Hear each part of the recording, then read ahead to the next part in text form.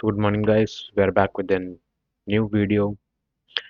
In this video we are going to solve another lead code problem, the lead code problem of the day. Today also we have got another medium level problem. So let's get a clear view about our problem description first. Make a make string a subsequence using cyclic increments. Okay, let us observe the inputs and outputs first. As an input, we are getting two strings, string 1 and string 2. We have to return a boolean value as a true or false. So what is the logic? So the logic will be, okay, we have to increment we have to increment the each and every character in the string 1 to make the substring of string 2. I think you got the logic. So let's discuss the driver of this problem. Here a the first element in the first string is a and this a, so both are matched, and next element b here d. So we have to increment this value. On incrementing b we get c also not equal to d. Then we can go to c. By increment c we get a d, so we got d. The logic will be, on, on incrementing the characters in the string 1 to make the substring of the string 2, to make the substring that is equal to string 2. Okay, this problem we are going to solve by using two pointer approach. I'm going to declare two pointers, a pointer I which refers to string 1 and pointer j which refers to string 2. My logic is I'm taking two pointers and my pointers will be increment at once when the two characters in the both strings equal, or the increment of the string 1 is equal to the character in the string 2. Otherwise I'm going to increasing the pointer of the string 1 only. So I think you get the logic by seeing the code. I'm taking, I just want two pointers, is equal 0 and j is equal 0. So I will points the string 1 and j will points to string 2. I'm using while loop. While my I pointer should be less than string 1 dot length, and j pointer also will be less than the length of the second string. So here comes the logic. I'm gonna checking the condition if the character 1 dot character of I equal to str2 dot character of j, character at of j. So in this particular logic I am checking the characters of the both strings, either they are equal or not. If they are not equal, then we have to check the incremented character of the string 1 to the character at the ith position in the string 2. So that is why, how. So we have to increment the character of the string 1 at ith position by 1. So I'm going to increase in the character str1 dot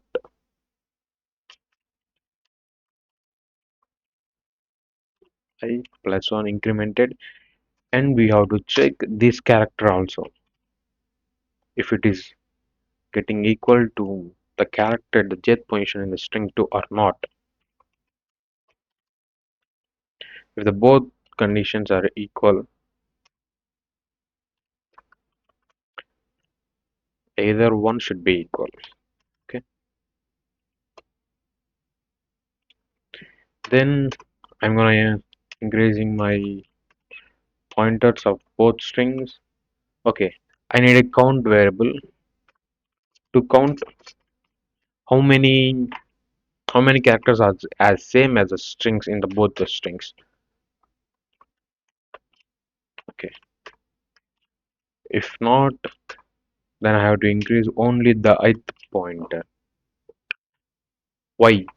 Why? Because I have to iterate over this string to make the this string by either by incrementing or by getting the actual values in the string one. End of the loop, we have to check c equal to st or 2 dot length. Why? Because c is responsible for getting the equal characters in the string 2. If I found all the characters all the characters from string 1, then my seed value is 2, which is equals to the length of the string 2. That is what I am checking in this condition. If my c value is equals to string second string's length, then I have to return true. That means we can form a substring of string 2, a substring of string 1, which is equals to string 2.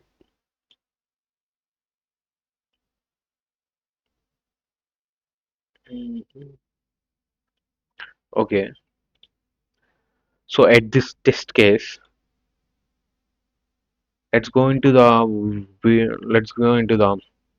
problem description once again. The cyclic increments in the sense, if we get z, then z will be incremented plus 1. Okay, at, at that case, we have to go back to our initial state a, that will form a cycle. If we increment the character z by 1, then we have to reach the starting index position, that is a. So for that, what we have to do? We have to do modulo operation by 26. That in the sense, if if our mm, incremented value crosses our alphabet's length, that is a 26 plus 1 incremented 27, by doing modulo with 26 we get 1, that is the index position of the a. So in this case, if we incrementing z plus 1, we get a by doing modulo with 26. Okay. So that modulo character should be of type character. Okay.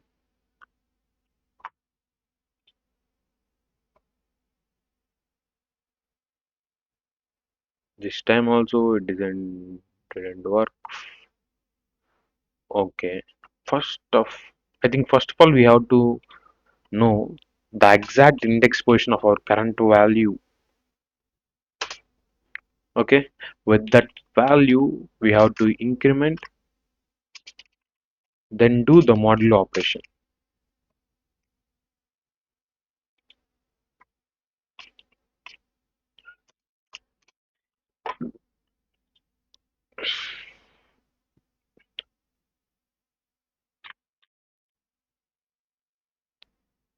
Mm, what is a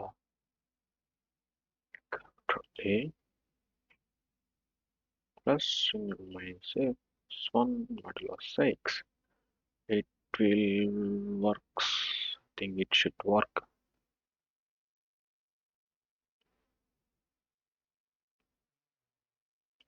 Mm, To do this operation should be individually. Okay, again error.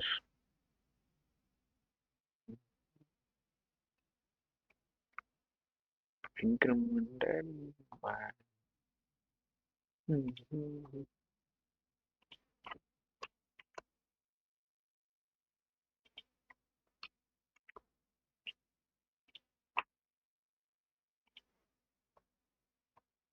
yeah, we got it. So let me explain this one clearly. This condition. So what is I'm doing at this step? I'm getting the ASCII value of the current character at the ith position in string 1, and then incrementing that character plus 1.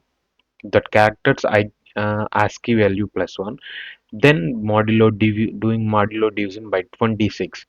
Okay, then in this step I got the input as 1, not input, the value 1.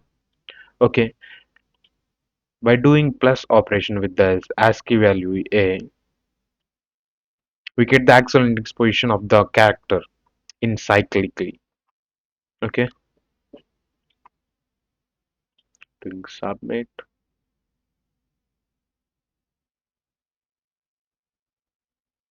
Yeah, but it is not efficient at all.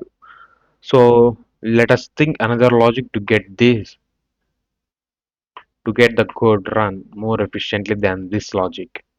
Okay, I think this at these steps the control will taking much time. Okay, okay. So I'm deleting this step, and I have to think another logic to be worked efficiently than the current logic. So mm,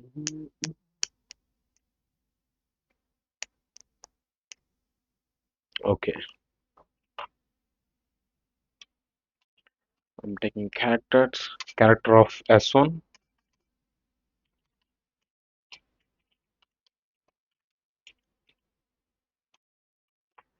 and taking the second character from the second string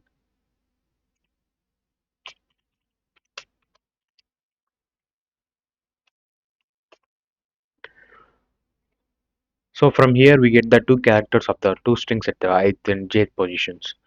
Then when we're going to check if s1 equal to s2 or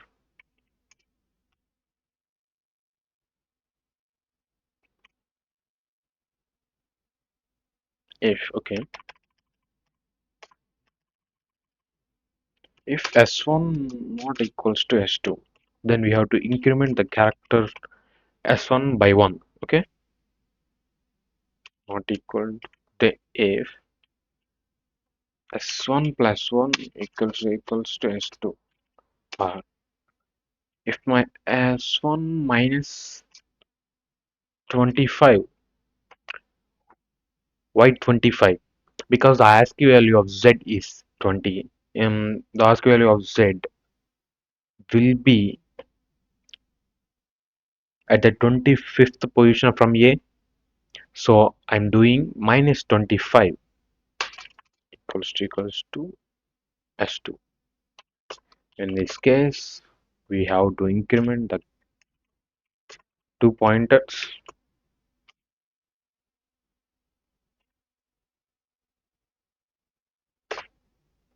Okay.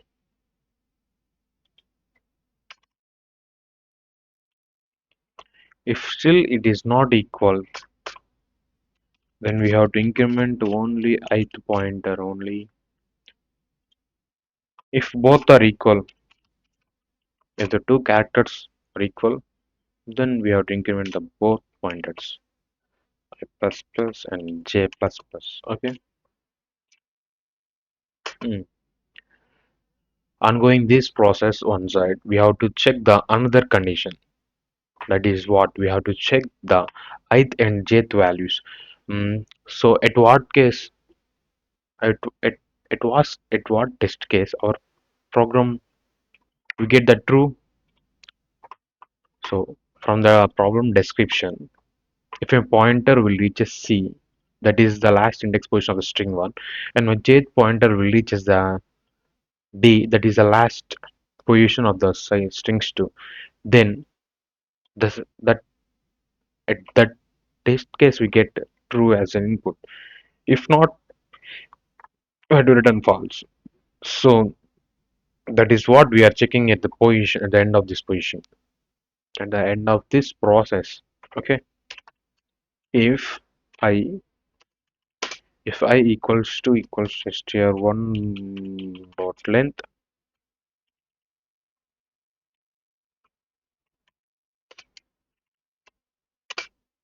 and j not equals to dot length, Then we have to return false. Otherwise, we have to return true. I think you get the logic.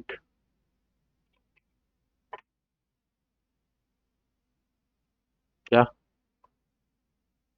So in this case, we do not require the C variable. Why? Because we are checking the ith and jth values by itself to get this. Okay, from this come this. What should we have to do to go this? So let us do another thing.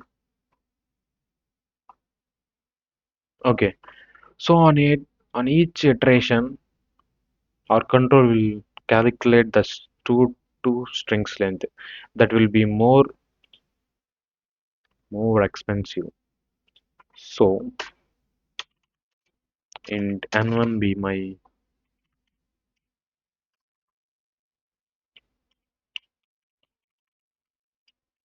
length.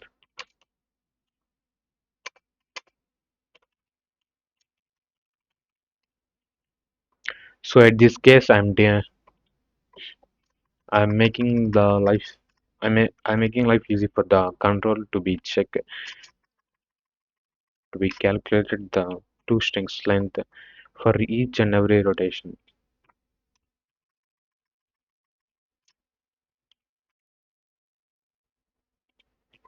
Guys, yet these minor changes will also affect our program's efficiency.